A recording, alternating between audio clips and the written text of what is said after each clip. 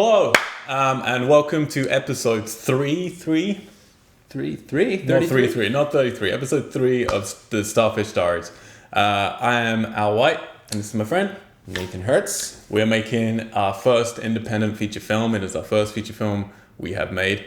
And every other Monday, we're putting up this little diary to kind of as openly and honestly as we can talk about the process of making the movie for about 12 months. Mm-hmm. So from as early in pre-production as we can through to the end of post-production.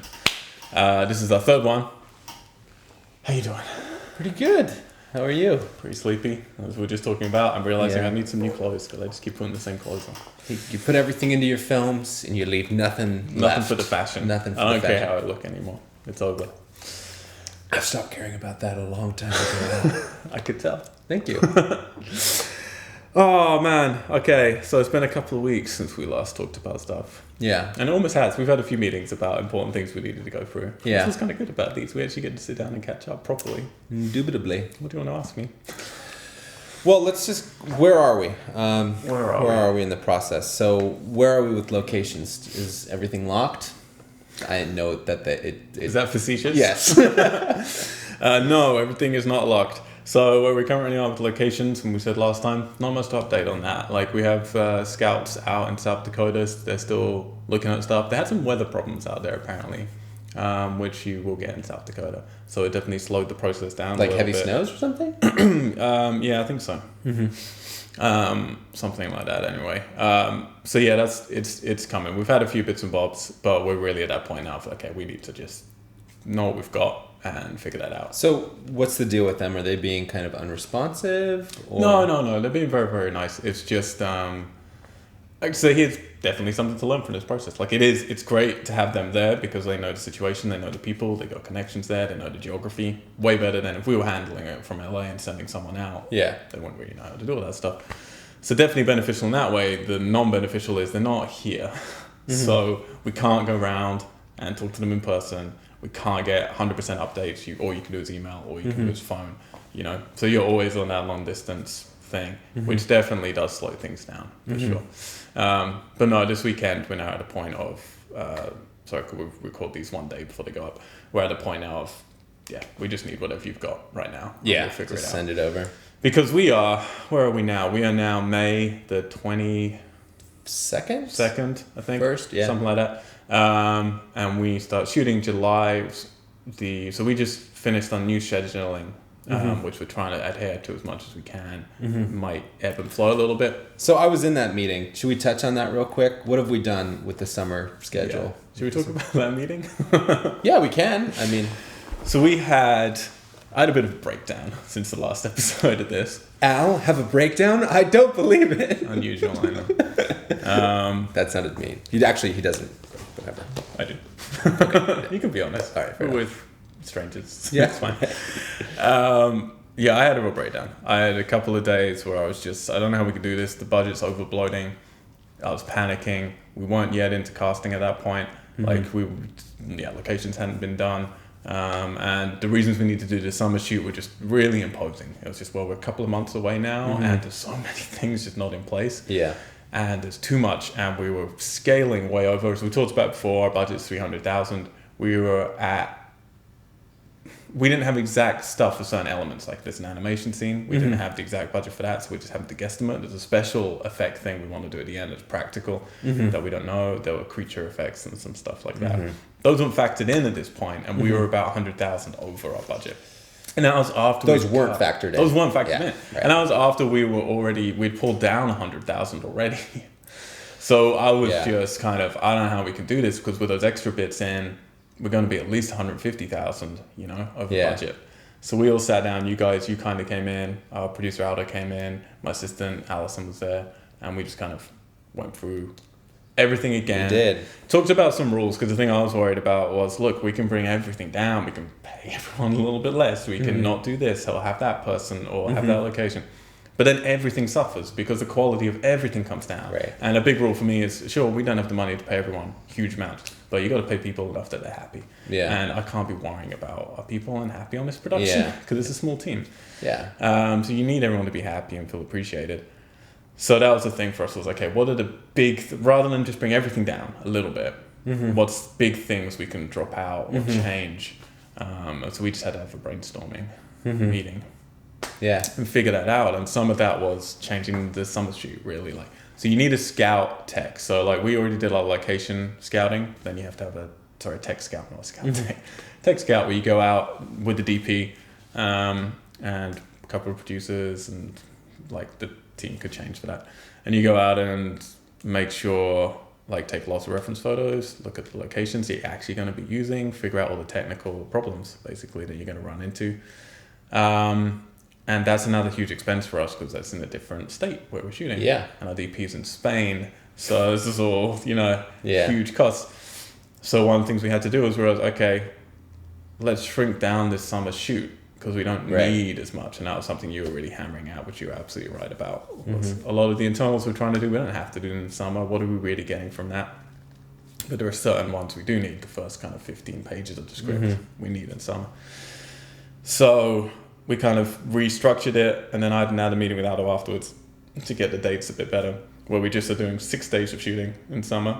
So essentially we go for we plan for the summer just from photos and stuff that our location people are sending us.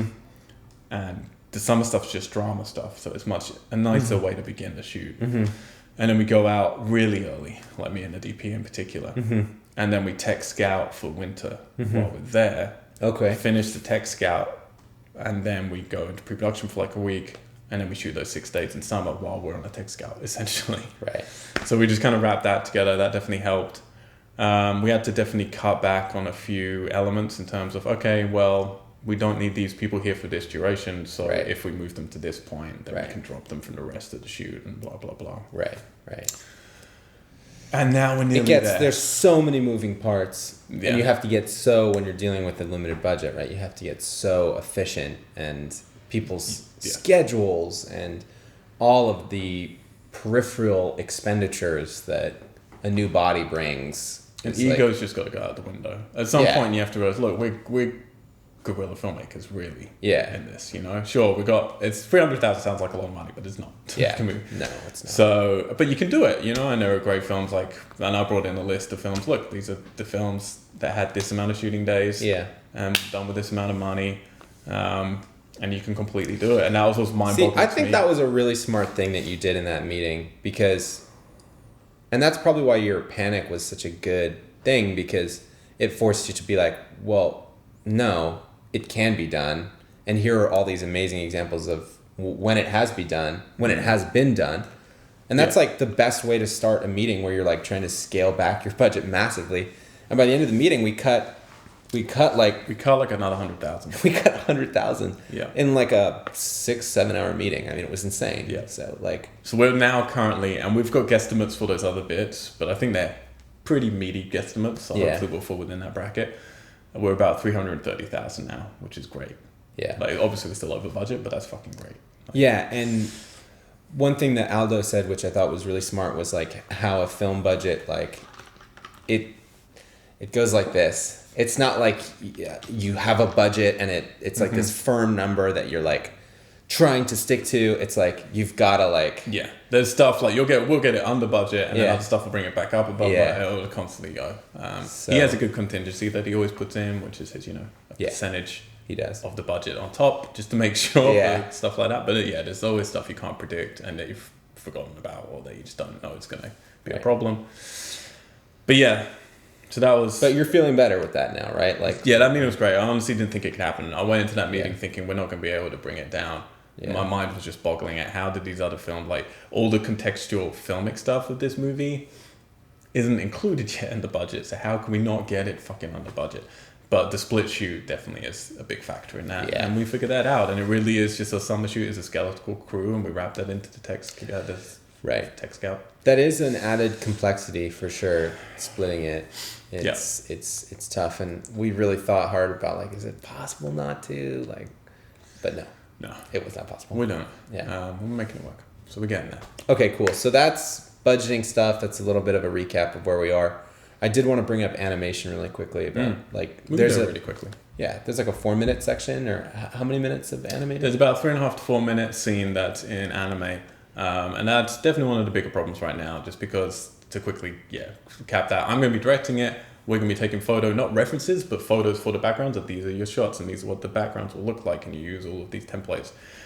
But we need a crew to animate it, and you have in-betweeners in animation who do the majority of the animation, and then you have to have an animator director who's normally the key animator. So an animation scene, if I do, hey, Nate, like this, you have someone who draws this frame, and someone who draws this frame, and then the in-betweeners just make the motion in between. I see. And a great animation studio can adapt to any style. So when you're looking for an animation studio, you don't need to look, which ones have the style I like. No, that's the animation director who's bringing that style. The studio just has to prove they can adapt to any style and do that consistently, sticking to the rules of that director. So we're trying to find we found some studios that could do it. We're hoping they can work in the budget we're talking to them right now.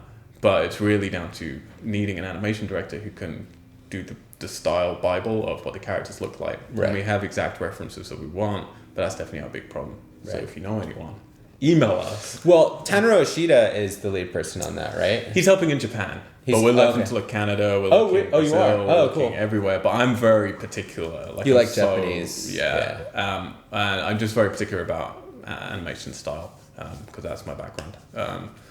So I'm just, it's going to be difficult to please me. And it's one of those things, if you get through the film and it all looks great, and then you have 3.5 minutes, it looks like trash, then it's ruined. It's completely ruined. And we're not going to get coverage for that scene. So, so I'm serious. We are Tessellate. It's with 2 S's, 2 L's at outlook.com. Cool. Please email us if you have a good animation director. I'm going to press record on your stupid 5D again. Do it. To the world of 5Ds, where they don't record more than 12 minutes at a time. All right. What else do you want to ask? Sorry. So we're getting it with that. Yeah, with the anime, we'll get there. They have they can work for like 9 months on it, which is good. But. The last thing I know that you've been having long conversations with your DP now, which is great. You need to have those conversations, but where are we with the storyboarding aspect? Bringing up all of my favorite things to talk about. We're not doing well. Not doing well on the storyboard front. We had a couple. You introduced me to someone who looked great. Were very lovely, but sadly they're too busy right now. We were looking at a bunch of other people. I mean, there's a million storyboard artists out there, And at the end of the day, if I wasn't again so picky about stuff, it wouldn't be a problem at all. But as I explained in the last episode, so I'm not going to bore people with it again. They can watch the last episode if they haven't. It's very particular how we're shooting this, and aspect ratio things we're certainly doing, and we just want the storyboards to not waste time. We want them to be as accurate as possible to the weird ways me and the DP want to approach the project. So, I know we shouldn't get into storyboards because we talked about it last time, but I watched this stupid thing on Facebook. I guess Werner Herzog is doing like a master class to filmmakers or whatever, which is like this paid online course. Okay. And the real promo clip that they use is like Werner Herzog being like, storyboards are the instrument of cowards. Yeah, I told you. He hates them. Yeah, and I remember you had mentioned that, and I was like... Some directors hate them, and I get that. Like, some of my very favorite films had no script, certainly had no storyboards, But they're so useful. They are, but they do... I mean, I understand... I understand where he's coming from, too. Like, you want to be in that place where you're finding it, right? Yeah, and it pushes for creativity, it allows for more... Again, like, bringing it up again, one of my favorite films is Monsters. There's no script, no storyboards for that film. And it has a very intimate feel because of that, because he had to think of his feet. Now, you have to be a very good director, but as we talked about last time, you need a very small crew, and he had no crew. Yeah. If you have lots of crew, you need to be able to translate some of what we're doing, and the problems with that. I do a lot of stuff without storyboards, but that's when I'm DPing, directing, and you have a sound guy and a helper, and that's it. Yeah. For a project like this, I want a storyboard, because this is something where I want every frame to look gorgeous, and I come from a graphic novel background, illustration, animation, and I want every frame of this to look beautiful. At least in the framing of it and things like that, and to like have some interesting frames going on. So I think storyboards are important, but not for every project. Yeah. But Werner Herzog, I think he's an artist, but not in the normal way. Like, I actually don't find many of his films aesthetically pleasing. No. I think he's more of an artist in how he's approaching filmmaking and the actors. That's right. So. Yeah. Fun. Anyway, let's move on. Interesting storyboard artist. Interesting. Yeah. Okay, so let's move on to, I think, the main thing that we wanted to talk about, which was casting. Casting. So this is where my spirits lift a little bit, Nate. All right. Because I went through the depression. I went through how could we do it. We had that meeting. Been through that dark place. We'll be revisiting the dark place. I was surprised. You get to come with us in the dark place, Johnny. It's just like a cave on one of those, like when you're on It's a Small World. Every now and then you come out of the cave and it's all nice and bright and you're in LA and then you go back into the you're going back again and then you come out again and then you can see it coming and the sound of the children singing from inside the cave. Filmmaking, an allegory of a small world like, after it's a all. small world after all. Terrifying ride. Really terrifying ride. Yeah, it is. The smell is very interesting too. It's a salty air. I haven't been there in a long time. Maybe they've cleaned it. No, they haven't cleaned it. I was there a few months ago. What were we talking about? Casting. Yeah. So we went through that depression, had that meeting, helped me up a little bit. Then we had some casting time. So our casting director, who's really lovely, she's really cool, really believes in the project, would definitely help. She's not just someone who's phoning it in.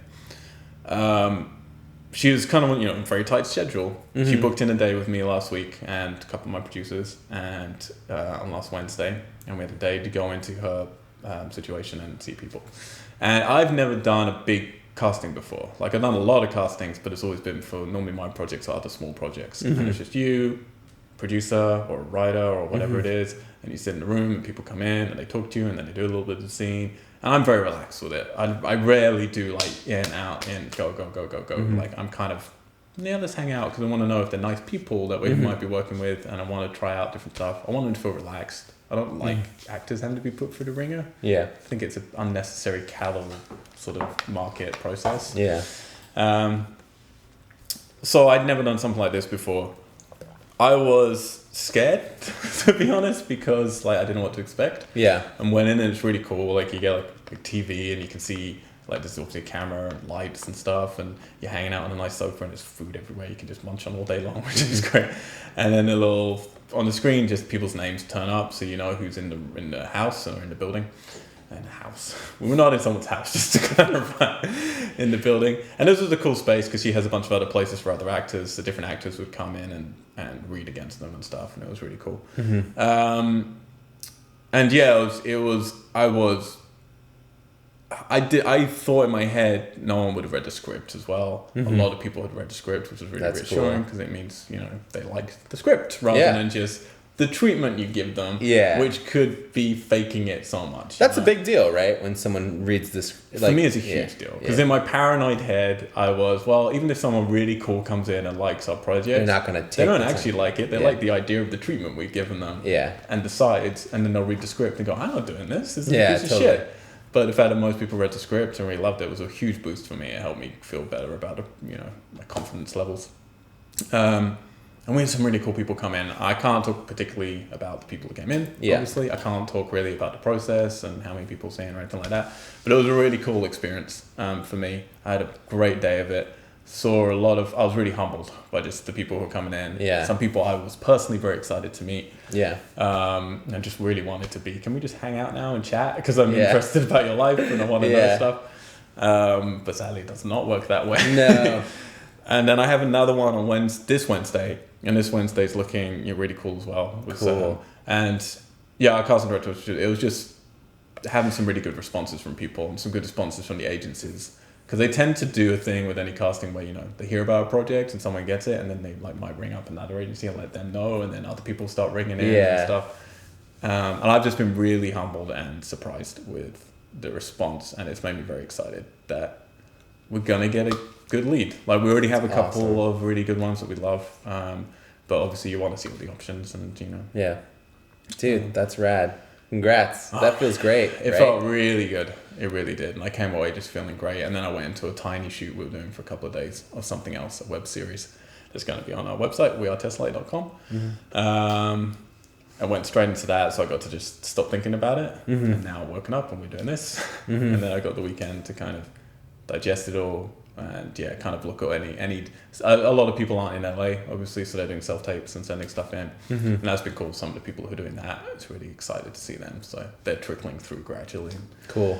I get to sit every now and then and just watch a whole bunch and to see people, because I haven't really seen anyone say these lines out loud yet.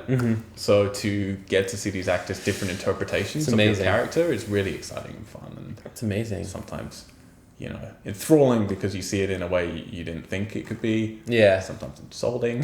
Yeah. But the whole range of just different, like, oh wow, and just the reassurance of, okay, cool, this scene isn't trash, Yeah, because you it's write good. it You're and you watching don't it know. and it feels. Yeah. That's awesome, dude. Well, that sounds really exciting. Is there anything else that you wanted to talk about? No, really, I don't think so. I mean, yeah, it's been honestly, if we were saying just before we came on, what should we talk about this week? Or this, every 2 weeks. And it feels like so much has happened just because we went through that emotional ride of figuring out the budget and then the casting high. No, it's been a big couple weeks, man. I mean, you're getting closer, and the shoot is coming up. We're a couple of months now out from shooting. Yeah, literally, we will start shooting in a couple of months from now. So we will be there in under that, like a month and a half. Yeah, doing everything else. So we really have like a good month and a week or so left before we're right there and in the middle of stuff. Yeah. So and am I right in thinking that you're gonna start editing yourself after the summer section of the shoot? Yeah, let's finish quickly with saying that. That was another way we save costs. We had to realize when we're looking at these other films as well, a lot of them had the same editor as the director. A lot of them, if they did have another editor, they brought them in later to kind of spruce things up, add some polish, some new perspective. Right. And we had to realize, well, you know what, we're going to have to do something a bit more in line with that. Originally, we had an editor who was going to be there throughout our summer shoot, editing while we did it. I was going to take it back to the UK with me, work with some editors there that we were reaching out to. And then in winter, we wanted someone, in order for us to get this film finished in time for the festival submissions we needed someone to be editing while we were shooting. Yeah. Throughout winter, and then have a very quick post process on it. Like one of the really crazy things when we learned Whiplash was shot in 19 days and had 1 month of post. It's crazy. For the editing. It's just insane. So yeah, we realized in summer, we have the period afterwards. We're like, we'll shoot the summer, I'll take it away and I'll edit it. And then, I might use someone for a couple of days to help me spruce it up. We get that into good shape. So we got the opening of the movie, or the majority of that. And then in winter, we hire someone in, but they're essentially there to create, what was the word we used? Because they're not doing final edit, they're just basically... gonna do dailies, and they're gonna be a scripty, and they're assembly editor. Oh yeah, an assembly, yeah. So that's when, essentially they're pulling together they're stacking takes. and they're stacking it to the storyboard. They're stacking takes and putting it all together to a storyboard. So it's not finally edited at all, just here's the rough order of stuff. Inside here are all the takes, so you can quickly go in and go, I like this take, this take, this take, right? And then I can go in after the shoot by myself, quickly finesse everything, and then give it to another editor as my intention for a couple of days to polish it. Exactly, and then into post, and then straight into sound. Are you gonna? Well, you know what? Let's save all the post production minutia for another time. Yeah, because we're gonna be doing plenty of time to talk about that. Yeah. So I think that's it. Like the next couple of weeks, like I say, I got another casting thing on Wednesday, which is cool, and then we're gonna have to start making some decisions because we're getting down to the wire, obviously. And then locations, will definitely be this week because they have to be this week for the summer at least. We're gonna let them know they have a little bit more time for winter if they want. And then we're talking to this company in the UK for some effects thing we want for the end. We're talking to the anime stuff. We're talking. Getting other members of crew on board that we need to get on board, right? And the whole range of casting as well, because there's lots of little roles as well that need filling out. So right. All that fun stuff. Indeed. And we need to have a proper meeting with Aldo, Yumi, and him to cement the scheduling, so we know what we're doing. Yeah, that's about it. Pretty soon, my AD skills need to emerge. Yeah. You doing your stretches every morning? I was meant to do yoga this morning, but you really? I didn't. Just thought you should know that. LA. Los Angeles. Fucking LA. Thank you so much for listening or watching. Probably watching. Because why wouldn't you? Third episode of the stuff. You alright? Yeah, I just snotted. You didn't. I think you just that was a brain thing. It was a psychological snot. Thank you so much for watching the third episode of A Starfish Diaries. We will be back every other Monday. But in between that, if you want to see the stuff that we're doing that isn't this, then go to wearetessellate.com. There should be a thing right here to reassure you of what that is and how you spell it. And we do a weekly podcast called Geeks. We do a bunch of other podcasts that are about to go up on there. We have some web series that are coming. They're not up yet, but when you watch this, maybe they are. So go check it out. And you can see some of our short films and stuff. It's all up there on wearetestlate.com. You can contact me if you want to on Twitter or Instagram, or play video games with me, Mr. Al White. Nate, can people send you abuse in any way? Or Yeah, they can go to ghzfilms.com and abuse away. Which is open invitation. Open invitation for abuse? Yeah. So make sure you do that. Thank you very much. We'll see you in a couple of weeks.